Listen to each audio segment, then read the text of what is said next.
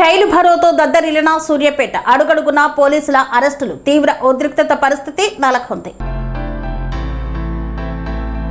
కేంద్రంలోని బీజేపీ ప్రభుత్వం అనుసరిస్తున్న రైతు వ్యతిరేక విధానాలను నిరసిస్తూ దేశవ్యాప్తంగా చేపట్టిన జైలు భరో కార్యక్రమం సూర్యాపేట జిల్లా కేంద్రంలో తీవ్ర ఉద్రిక్తతకు దారితీసింది. వివిధ రైతు వ్యవసాయ మహిళా విద్యార్థి ప్రజా సంఘాల ఆధ్వర్యంలో భారీ ప్రదర్శన నిర్వహించగా పోలీసులు అడుగడుగునా అడ్డుకుని నాయకులు కార్యకర్తలను అరెస్టు చేశారు. సూర్యాపేట పట్టణంలో నిర్వహించిన భారీ ప్రదర్శనలో తెలంగాణ రైతు సంఘం, తెలంగాణ రాష్ట్ర రైతు సంఘం, అఖిల భారత రైతు కూలీ సంఘం, సిఐటియు, ఏఐటియుసి, ఐఎఫ్టియు, తెలంగాణ వ్యవసాయ కార్మిక సంఘం, ప్రగతిశీల వ్యవసాయ కార్మిక సంఘం తదితరులు పాల్గొన్నారు. ప్రదర్శన ముందుకు సాగకుండా పోలీసులు పలు చోట్ల అడ్డుకున్నారు. దీంతో ప్రజా సంఘాల నాయకులు పోలీసుల మధ్య తీవ్ర వాగ్వాదం చేసుకుంది. సూర్యాపేట డీఎస్పీ, సిఐ, ఎస్ఐలు, పోలీసు సిబ్బందితో నాయకులు తీవ్ర స్థాయిలో వాగ్వాదానికి దిగారు. నిరసనకారులను అడ్డుకునే క్రమంలో పోలీసులు దురుసుగా వ్యవహరించారని,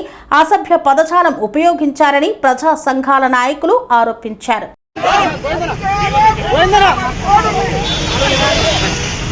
రచించాలి మోడీ ప్రభుత్వ ప్రజా వ్యతిరేక విధానాలు, మోడీ ప్రభుత్వ ప్రజా వ్యతిరేక విధానాలు. ఇవ్వాలి రైతులు పండించే పంట గిట్టుబాటు ధర, రైతులు పండించిన పంట గిట్టుబాటు ధర.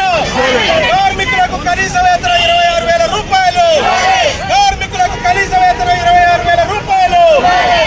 ఉపాధి హామీ చట్టాన్ని పకడ్బందీగా రద్దు చేయాలి. 4 లేబర్ కోడ్లను వెంటనే, 4 లేబర్ కోడ్లను వెంటనే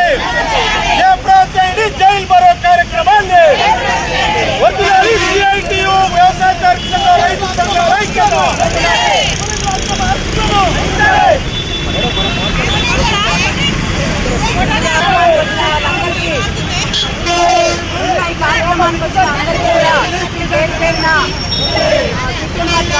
తరపు నుండి నమస్కారాలు.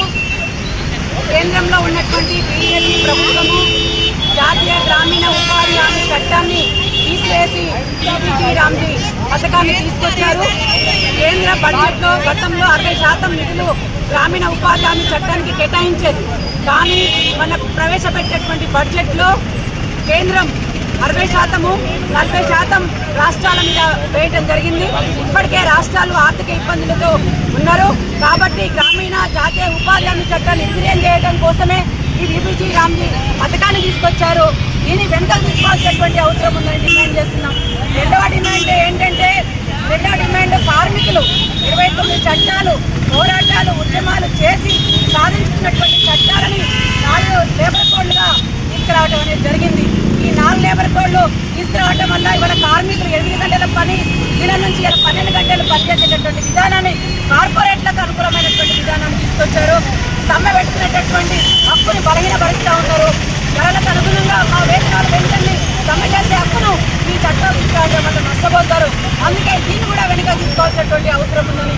మూడవది ఏంటంటే, రైతులు పండించినటువంటి పంటకు మద్దతు ధర కల్పించాలి, స్వామినాథన్ సిఫారసులు అమలు చేయాలని ఒక పక్క రైతాంగం చెప్తా ఉంటే బీజేపీ ప్రభుత్వం అమలు చేస్తామని చెప్తూ ఇవాళ అమెరికా తోటి, ఇవాళ బ్రిటన్ తోటి, అట్లాగే యూరోపియన్ యూనియన్లతోటి, అరబ్ ఎమిరేట్స్ దేశాలతో ఉన్నటువంటి స్వేచ్ఛ వాణిజ్య ఒప్పందాలు కుదుర్చుకోవటం వల్ల ఇవాళ మొత్తం కూడా దేశ ప్రయోజనాలకు భిన్నంగా సామ్రాజ్యవాద ఆర్థిక